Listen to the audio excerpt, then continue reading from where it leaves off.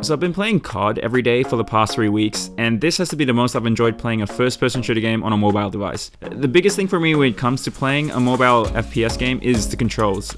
Obviously it's easier on PC and consoles because you've got a dedicated control to help you move in the game, but on mobile devices, the controls are all on the screen. And initially I found this crowded your screen real estate, but because of the customizability that's built into this game, you can configure the controls on screen to keep your center clear with the controls to the side. And even though they give you this level of modification, I'm still getting used to the layout that I've configured. Movement is still pretty janky, and switching from aiming to shooting and then back to normal movement, it'll take some time to get used to. Continuing with modifications, modifying classes and loadouts are also very well done in this game.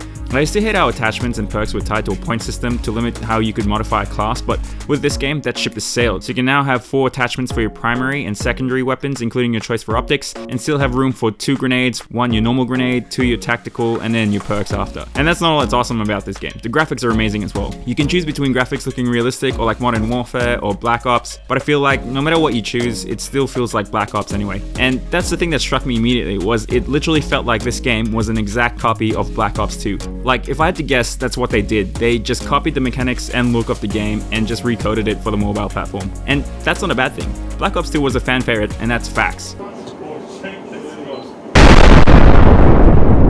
And when you take that and pop it onto a phone, you can be sure they'll also be popular amongst avid phone gamers. Black Ops 2 though didn't have good graphics, but this game's got it good. Even as you're customizing your weapons and vehicle loadouts, the graphical detail to the weapons and vehicles looks so good for a game on a phone. But it's not all good.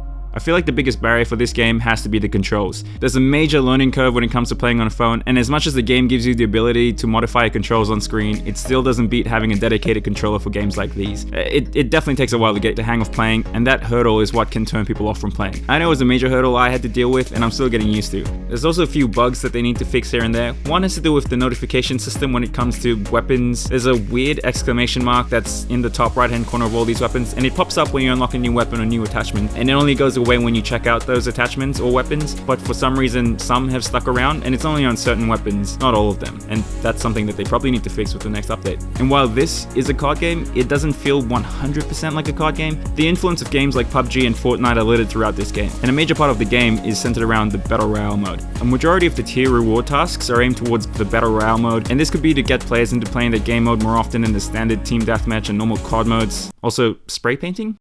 Tagging? Didn't know you could do that. There's plenty more to talk about with this game, so I'll definitely be posting more videos on my channel of gameplay and things I find interesting, so stay tuned for that. Thank you for watching, and remember, play safe in games and in life, and I'll see you in the next one.